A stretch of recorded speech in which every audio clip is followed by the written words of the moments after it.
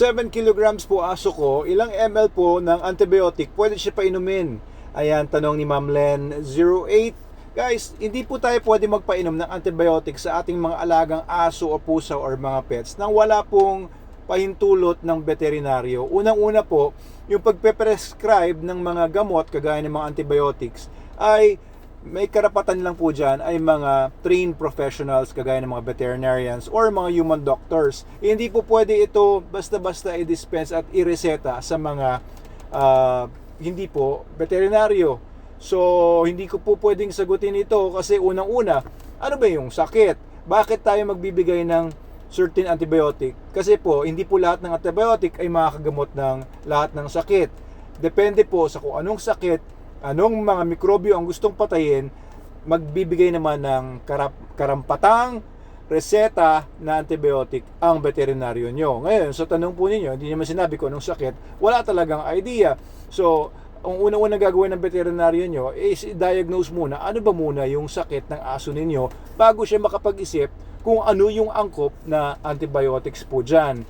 Pangalawa, tama naman po yung sinabi nyo, 7 kilograms. Ang antibiotics or mga gamot ay binibigay sa dose na merong kinalaman doon sa bigat. No? So 7 kilograms, depende yan sa kung anong antibiotic, saka po i-compute. Hindi po pare-pareho. Halimbawa, yung doxycycline, depende kung ilan kilograms, bibigyan ng ganitong karami.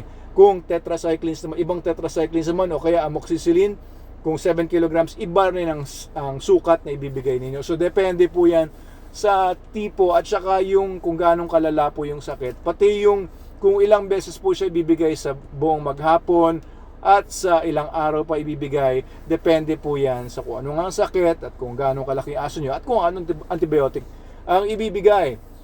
Okay, so hindi po ganyan kasimple yan. Bakit po napaka-selan naman ng bagay na ito? Kasi po, alam nyo, pagka nagbigay kayo ng antibiotic sa hindi naman tama yung sakit na na hindi tama yung sakit, binigyan nyo ng ganitong klaseng antibiotic. Una, maaaring hindi naman po effective yon. Hindi maaaring effective dahil yung antibiotic hindi naman kaya yung ganong klaseng mikrobyo or sakit. Pangalawa, maaari naman po na magkaroon din ng tinatawag na mga resistance. Ibig sabihin,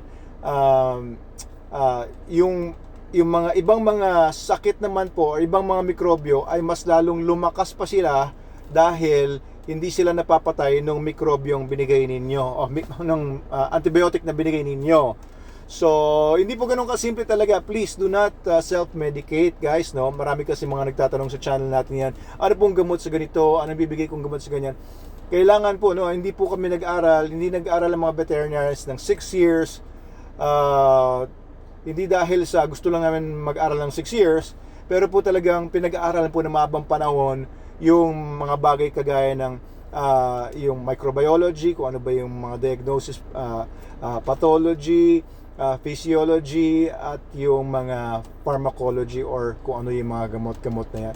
So, hindi po ganun kasimple na isang sagutan po yan.